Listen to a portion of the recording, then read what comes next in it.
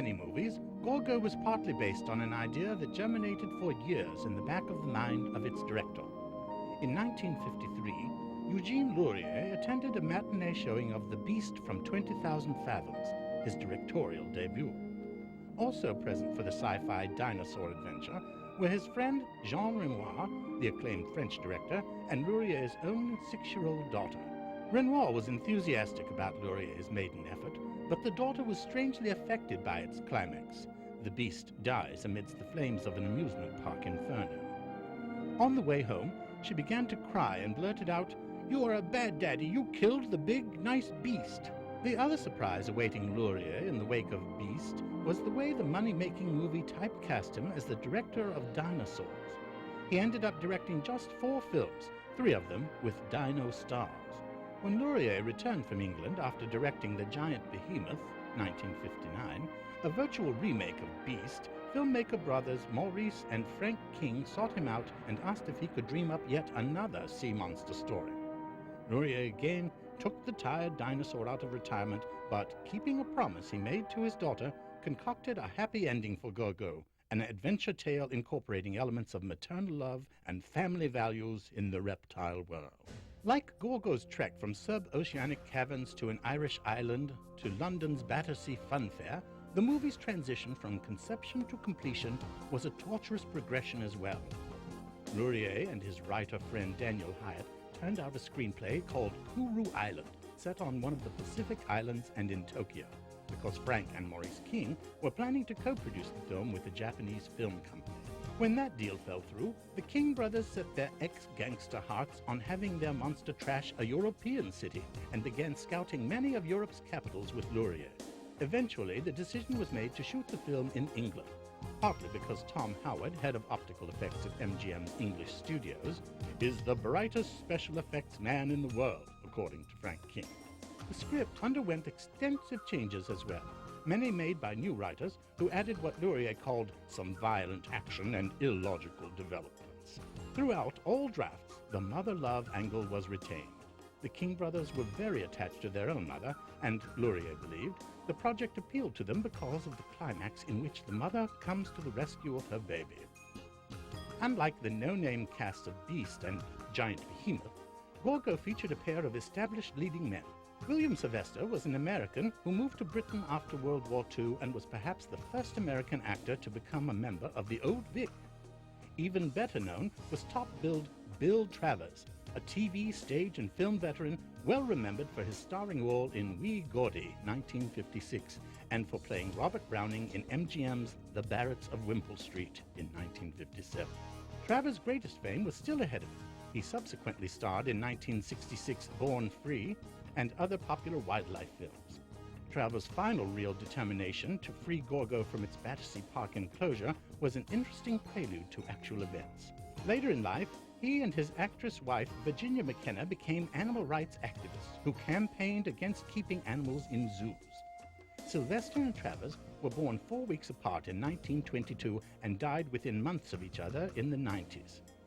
Even Gorgo's boy star, Vincent Winter, playing a wise beyond his years Irish orphan, was well known. His outstanding performance in The Little Kidnappers, 1953, had earned him an honorary Oscar. Like The Giant Behemoth, Gorgo features no women in significant roles. As one reviewer pointed out, however, the human players were merely stooges. The film's real stars were Gorgo and Mama Gorgo, played by stuntmen in rubber monster suits. According to Herman King, we had to build 2 monsters. Inside the mother, we used a 6'2" stuntman, and inside the baby, we used a jockey-sized man. What they are, actually, is mechanical engineering feats, full of gadgets to control the eyes and tail and whatever, with the accessories operated by battery power.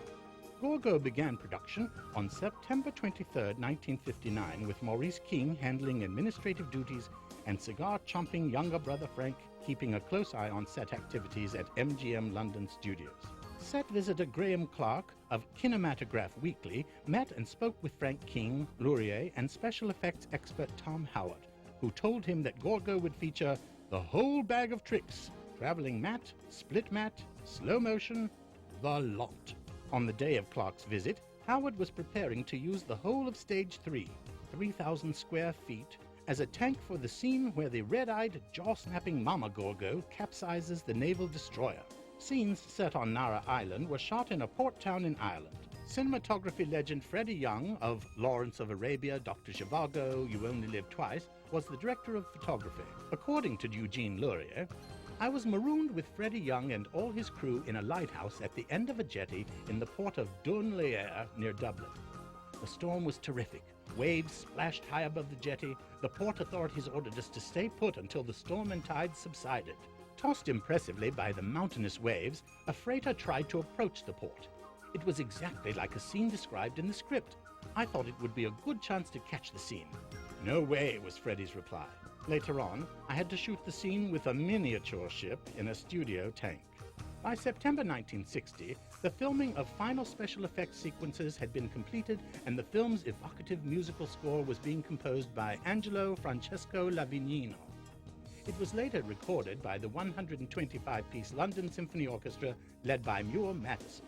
While MGM laid plans to release Gorgo in the US as a special attraction, the film made its world premiere in Tokyo in December 1960, opening to the biggest business of any film to play the theater chains in Kobe, Kyoto, and Osaka in the previous 12 months. This blockbuster business was an omen of things to come. Gorgo's February 10, 1961 US premiere at the Fox Theater in Philadelphia broke records, and its later George Washington's birthday openings rolled up box office grosses exceeding the figures of other recent major attractions by as much as 40%. Oddly, the country where most of the film was shot was among the last to see it. Gorgo's English opening at London's Pavilion did not take place until October 1961. The Lost World-like script of Gorgo is filled with standard plot elements, some of them already used in Lourié's previous dino movies, and perhaps more than its share of missteps, some vague character development, plot threads leading nowhere. But even if the story is spun from a tired yarn, the movie nevertheless looms as large in the genre as Mama Gorgo over the rubble of London. The use of Technicolor and a better class of actor set it apart from the run-of-the-mill monster romp, and it is additionally enhanced by a haunting score which monster musicologist David Schechter has rightly called one of the loveliest melodies to ever grace a monster movie. From volcanic opening to poignant end, the film is filled with flavorful, memorable set pieces. Among them, the torchlit shark hunt, Travers' suspenseful bathysphere descent, and, most spectacularly, the climactic attack of Mama Gorgo upon London. A greater than usual number of famous landmarks, including Big Ben, Westminster Abbey, the Houses of Parliament, the Thames Tower Bridge, and Piccadilly Circus, are laid waste as the 200-foot beast searches for her offspring, unfazed by the combined military might of the British Navy and Army, NATO forces, and the entire stock footage library. Gorgo was one of 15 films up for nominations for Special Effects Oscar, but eventually only 2 competed, The Absent-Minded Professor and The Guns of Navarone. Unlike the average monster movie, in which scientists, physicists, and other eggheads are presented as identification figures, Gorgo's story is seen entirely through the eyes of real people, such as the Carl Denhamish salvage boatman and the Irish orphan, adding to the unique atmosphere. Monsters belong to the sea and should be left there, Eugène Lourié wrote in Films and Filming. The idea has the charming simplicity of a fable, and as in a fable, ignoring this simple truth leads to catastrophic consequences, Lourié said. A good compromise between desired spectacle and required budget, Gorgo is an appealing mix of monster mayhem and human interest, one of the most successful monster movies of all time.